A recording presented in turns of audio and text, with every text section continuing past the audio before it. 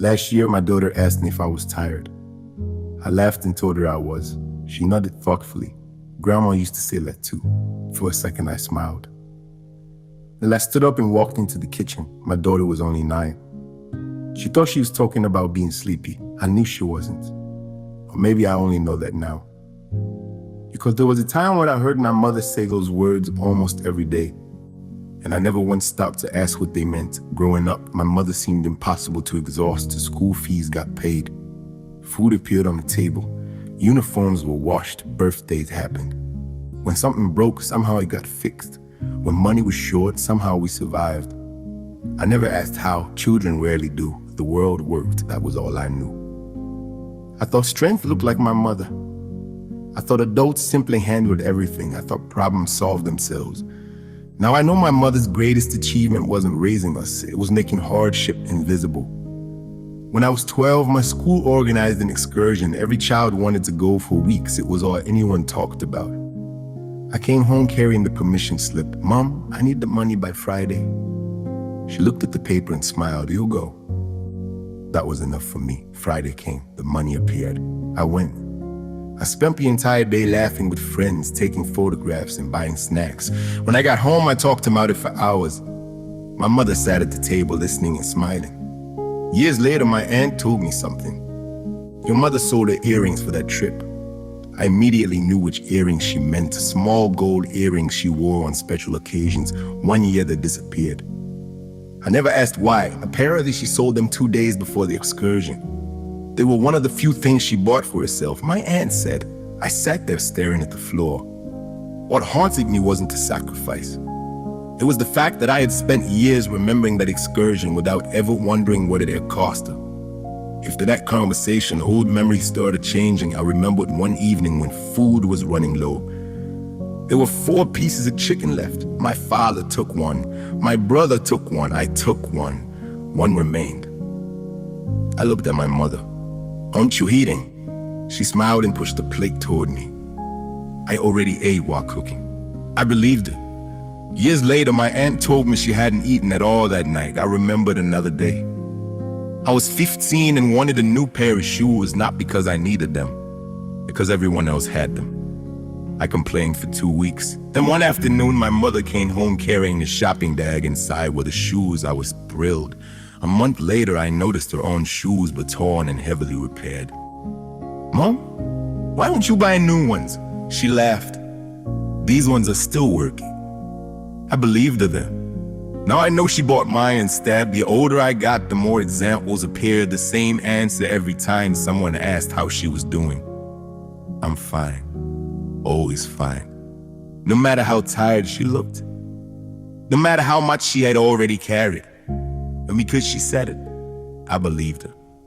The truth is that believing she was fine made my life easier. It allowed me to keep being a child, then a student, then a husband, then a father, without asking questions I should have asked years earlier. The day everything changed began with an old photo album. I was visiting my mother one weekend when I found it in a cabinet. I sat on the floor and started flipping through it. Then I found a photograph that stopped me. My mother couldn't have been older than 25. She was standing outside a university building. The wind was blowing through her hair. She wasn't smiling. She was laughing. The kind of laugh that belongs to someone who believes life is about to begin. I turned the photograph over. Written in faded blue ink was 6 words. When I graduate, I'll travel the world. I read it again, travel the world. I had never heard my mother say those words, not once. Not in my entire life. I looked across the room. My mother was asleep in her chair. Her reading glasses had slipped down her face, and for the first time in my life, I didn't see my mother. I saw a young woman. A young woman with plans, a young woman with dreams, a young woman who thought her future was waiting for her. And a realization hit me. I knew my mother as a mother. I didn't know her as a person. I knew what she had done for me. I had no idea who she might have become without me. That realization stayed with me for weeks. maybe months. I couldn't stop thinking about the woman in the photograph. Not my mother. The woman. The one who wanted to travel the world. The one who laughed like the future belonged to her. One evening, I finally asked her a question I should have asked years earlier. We were sitting outside watching the sun go down. "Mom, if you could go back and change one thing, what would it be?" She laughed softly. "That's a dangerous question. Why?" "Because everybody thinks about different answers." She looked down the street for a moment, then smiled. "I don't know." It wasn't really an answer, but something in her expression stayed with me. Not regret, not sadness, more like someone looking at a road they once intended to take. A few months later, my wife and I finally reached a point where money wasn't constantly a source of worry.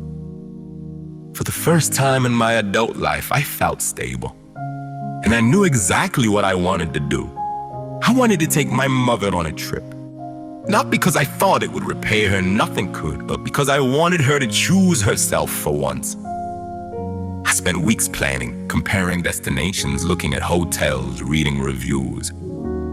I remembered the photograph. I remembered those 6 words, travel the world. When everything was ready, I visited her. I showed her the itinerary, the flights, the hotel, the places we would visit. I expected excitement. Instead, she smiled, a warm, grateful smile, and said, "Maybe another time." I laughed. "No, I'm serious." "So am I. You've talked about this for years. I know. So let's go." She looked down at the papers, then back at me. "I'm too tired." Something about the way she said it made me stop smiling. Not because she sounded exhausted, because she sounded certain. I tried to lighten the mood. "Fine, next month then." She didn't laugh. Instead, her eyes moved around the room, across the photographs on the wall. My graduation, my wedding, my brother's family, her grandchildren, an entire lifetime hanging in frames. Then she smiled. A small, tired smile. "You know something?" "What?" "I spent so much time making sure everyone else's life could move forward." She paused. "I kept thinking there would be time later." "Later for what?" She looked at me. "For me." The room went silent. She wasn't angry. She wasn't blaming anyone. She wasn't asking for sympathy. She was simply telling the truth. The funny thing is, she said softly, "I don't even know when it happened." "When what happened?" "When I stopped being a person with plans and became the person solving everybody else's problems." I looked away, suddenly unable to meet her eyes. Then she said something I will never forget. "I always thought one day I'd start living for myself." She smiled. But one day became another day, then another, then another, and suddenly 30 years were gone. I couldn't speak, because for the first time, I wasn't seeing the sacrifices, I was seeing the years. The years she never got back. The years she spent turning her own dreams into opportunities for someone else. For me, for my brother, for all of us. A few weeks later, I found an old notebook while sorting through some boxes. Near the back was a handwritten list. Places she wanted to visit, countries, cities, landmarks. Besides, some of them were notes. Someday, after graduation, when I save enough money. I stared at the page. Every entry had been written by someone who genuinely believed those things would happen.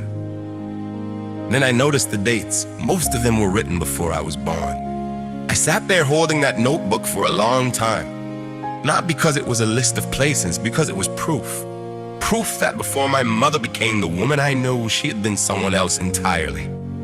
Someone with her own future. And suddenly I realized something that made me ashamed. For most of my life, I had measured my mother's love by what she gave. I had never measured it by what it cost. Today, my mother is still here, and I am grateful for that. More grateful than words can express. With gratitude and understanding are not the same thing. I was grateful my entire life. Understanding arrived much later. A few weeks ago, my daughter fell asleep on my mother's shoulder. We were sitting together after dinner. The television was playing quietly in the background. At some point, my daughter drifted off.